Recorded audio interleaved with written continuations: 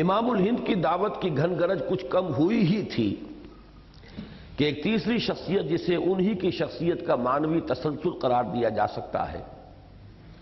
انہیں ان کی زندگی ہی میں مرحوم قرار دے کر ان کے ترک کردہ مشن کی تکمیل کے عزائم کے ساتھ سامنے آئی۔ یہ مولانا سید ابو العلا مودودی تھے، جو اگرچہ معروف مذہبی حلقوں سے تو متعلق نہ تھے، لیکن ان کی مذہبیت بہرحال مسلم تھی۔ یعنی یہ کہ وہ کوئی دارالعلوم سے پڑھے ہوئے ہوں، وہاں کی سند ہو، کسی قدیم مذہبی خانوادے کے ساتھ ان کا کوئی رشتہ اور تعلق ہو، یہ بات نہیں تھی، اس حیثیت میں نہیں، وہ تو اپنی ذاتی حیثیت میں ابھر کر سامنے آئے۔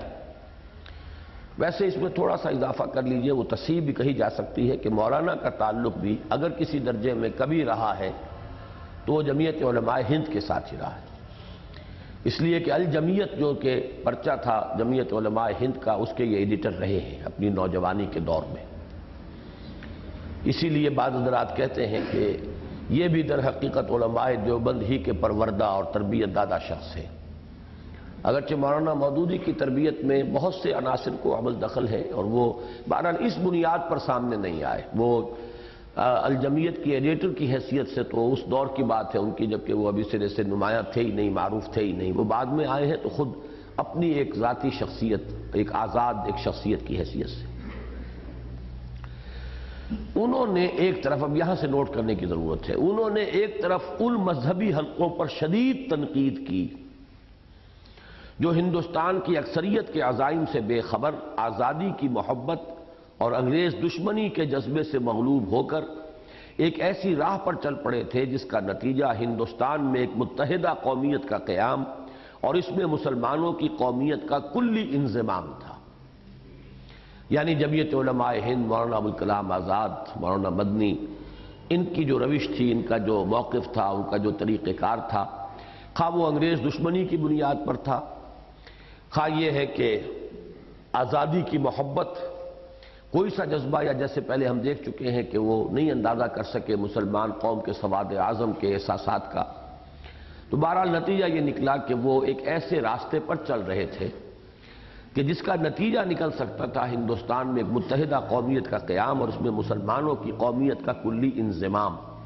ضم کرنا کہتے ہیں کسی چیز کے اندر شامل کر دینا، انضمام کوئی شے اندر کسی کے شامل ہو جائے، جز بن جائے۔ اس طرح ان کے قلم نے گویا پہلی بار مسلمانان ہند کے سواد اعظم کے دلی احساسات کی ترجمانی مدلل اور مفصل طور پر کی۔ یہ بات اپنی جگہ صحیح ہے، مسلم لیگ کے پاس کوئی صاحب قلم شخص تھا ہی نہیں، علامہ اقبال کے اشعار تو تھے، لیکن یہ ہے کہ کوئی صاحب قلم ہو، جس طاقت ہو اس کے قلم میں، پھر یہ کہ علامہ نے بھی براہ راست سیاسی مسائل پر شعر نہیں کہے ہیں، وہ تو اصولی باتیں انہوں نے کہی۔ علامہ کی شاعری بہرحال مولانا ظفر علی خان کی شاعری تو نہیں تھی،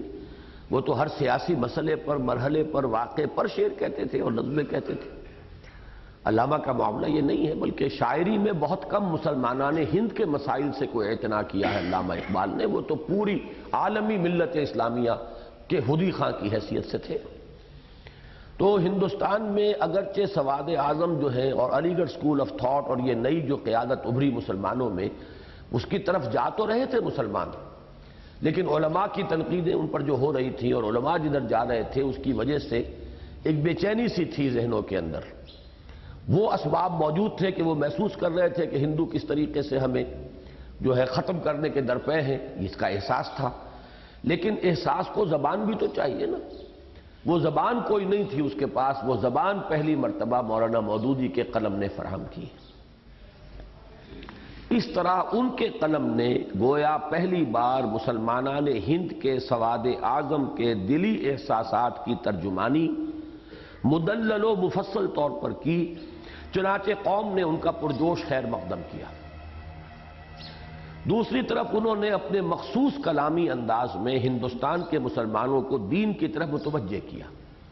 یعنی ان کی ایکٹیویٹیز کے یہ دو اسپیکٹس تھے،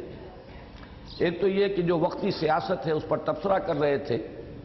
اور اس میں ابتدا میں انہوں نے نیشنلسٹ علماء جو ہیں ان پر شدید تنقید کی، ان کے موقف کو غلط قرار دیا۔ اس لیے جو مسلم لیگی ذہن تھا، مسلم قوم پرستانہ ذہن، اس نے ویلکم کیا، پسند کیا کہ یہ واقعتاً یہ تو وہ جو کہتے ہیں Daniel comes to the judgement, وہ تو معلوم ہوا کہ ہمیں جو ہے جس چیز کی کمی تھی وہ پوری ہو گئی۔ لیکن دوسری طرف مولانا مودودی ایک داعی کی حیثیت سے بھی سامنے آئے، اور ان کی دعوت جہاں دین کی بنیادی امور کی طرف تھی، وہاں ساتھ ہی یہ جو مغربی تہذیب اور مسلمانوں کی روایات کا ٹکراؤ ہو رہا تھا، اس میں انہوں نے اسلامی تہذیب اور اس کے مختلف جو پہلو ہیں ان کو اجاگر کرنا شروع کیا، دلائل کے ساتھ ان کو پیش کرنا شروع کیا۔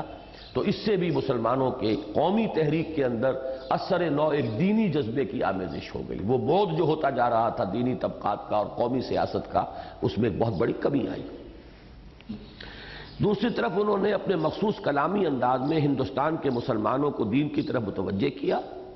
اور مغرب کے ملحدانہ افکار و نظریات کا پرزور ابطال کر کے اسلام کی حقانیت اور خصوصاً اس کے ایک مکمل اور بہترین نظام حیات ہونے کو واضح کیا۔ چنانچہ ان کی کوششوں سے ایک بڑی تعداد میں مسلمان نوجوان، خصوصاً وہ جو انگریزی تعلیم یافتہ اور مغربی تہذیب و تمدن کے دلدادہ تھے، دین کی جانب راغب ہوئے، اور ایک بار پھر یہ امید بندھی کہ ہندوستان کی مسلم قومیت اور اسلام کا رشتہ اثر نو استوار اور مضبوط و محکم ہو جائے گا۔ یہ ذہن میں رکھیے پورا سلسلہ کہ پہلے تو ہم نے وہ ڈائیورجنس دکھائی ہے کہ کس وجہ سے یہ معاملات دور سے دور تر ہو رہے تھے، پھر اس میں یہ کہ جس کو کہتے ہیں بریجنگ دی گیپ، جو درمیان میں بودھ اور فصل تھا، وہ جو خلیج حائل ہو رہی تھی، اس کو برج کرنے والی تین شخصیتیں، علامہ اقبال، مولانا آزاد، اور پھر زیادہ مؤثر شخصیت اس معنی میں کہ ان کی تحریر سلیس انداز اور اس کی پھر پذیرائی وہ جس انداز میں ہوئی ہے، تو ایک مؤثر شخصیت کی حیثیت سے مولانا مودودی سامنے آئے۔ لیکن جلد ہی یہ امید منقطع ہو گئی، اور ہندوستان میں مسلمانوں کی قومی تحریک دوسرے بڑے حادثے سے دوچار ہو گئی۔ یعنی مولانا مودودی مسلمانوں کی قومی تحریک سے علیحدگی اختیار کر کے ہندوستان کی مسلمان قوم کے سواد اعظم سے کٹ گئے اور ایک دوسری راہ پر گامزن ہو گئے۔ اپنے رخ کی اس تبدیلی کی جو دو بڑی وجوہات مولانا نے بیان فرمائی، وہ انہی کے الفاظ میں ہیں، سنیے۔ یہ الفاظ مولانا کے ہیں جب ان کی وہ کتاب شائع ہوئی تھی سیاسی کشمکش سوم، تو اس کا دیباچہ جو لکھا انہوں نے،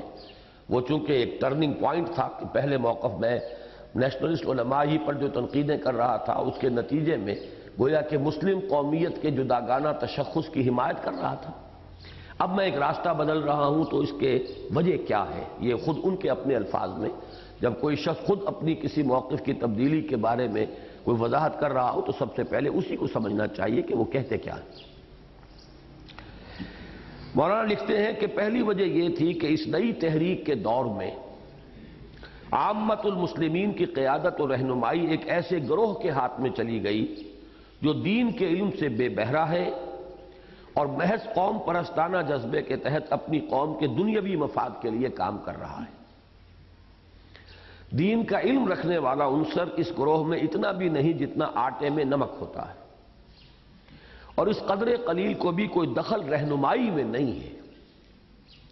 میں دیکھ رہا ہوں کہ ہندوستان میں اس سے پہلے کبھی عام مسلمانوں کا اعتماد علماء دین سے ہٹ کر اس شدت کے ساتھ غیر دیندار اور ناواقف دین رہنماؤں پر نہیں جمع تھا۔ میرے نزدیک یہ صورتحال اسلام کے لیے وطنی قومیت کی تحریک سے کچھ کم خطرناک نہیں ہے۔ یہ الفاظ انڈرلائن کر لیجئے۔ اب اس مسلم نیشنلسٹ موومنٹ کو بھی ایکویٹ کر رہے ہیں، وہ اپنے نتائج کی خطرناکی کے اعتبار سے وہ جو انڈین نیشنلزم کا تصور تھا، پہلے جو بھی اس کے خلاف تنقیدیں کی تھی، اب اس کو برابر قرار دے رہے ہیں کہ در حقیقت اتنا ہی خطرناک اور مضر یہ معاملہ بھی ہے۔ اگر ہندوستان کے مسلمانوں نے دین سے بے بہرا لوگوں کی قیادت میں ایک بے دین قوم کی حیثیت سے اپنا علیحدہ وجود برقرار رکھا بھی، جیسا کہ ٹرکی اور ایران میں برقرار رکھے ہوئے ہیں، تو ان کے اس طرح زندہ رہنے میں اور کسی غیر مسلم قومیت کے اندر فنا ہو جانے میں آخر فرق ہی کیا ہے؟ معلوم یہ ہوا کہ وہ نام کا اسلام جو بھی ہے، نسلی اسلام، نام کا اسلام، ظاہری اسلام، اس کی کوئی حیثیت، وقت اور اہمیت جو ہے مولانا مودودی کے ان الفاظ کے بقول نہیں۔ وہ بالکل ضامی ہو جائے تو کیا فرق پڑا اگر انہوں نے اپنے آپ کو ایک بے دین قوم کی حیثیت سے، جس کے اوپر لیبل مسلمان کا ہے، اگر رکھا بھی تو کیا ہے۔ اس کے بعد کا جملہ بڑا پیارا ہے، ادبیت کا حامل ہے۔ ہیرے نے اگر اپنی جوہریت ہی کھو دی تو پھر جوہری کو اس سے کیا دلچسپی کہ وہ کمبخت پتھر کی صورت میں باقی رہے یا منتشر ہو کر خاک میں رل مل جائے۔ یہ ہے وہ آئیڈیلزم جو میں نے کہا نا، جو مضمون ہم پڑھ چکے ہیں کہ آئیڈیلسٹک پوزیشن تو وہی صحیح ہے جو مولانا مودودی نے کہی کہ اصل مسئلہ اسلام کا ہے، مسلمان کا نہیں ہے۔ مسلمان ہے، اس میں اسلام نہیں ہے تو کیا فرق واقع ہوا اس کے اور کافر کے اور ہندو کے درمیان، کیا فرق ہے؟ لیکن یہ کہ واقعہ یہ نہیں ہے، مسلمان نام کا مسلمان بھی بہرحال لیگلی بہت فرق و تفاوت رکھتا ہے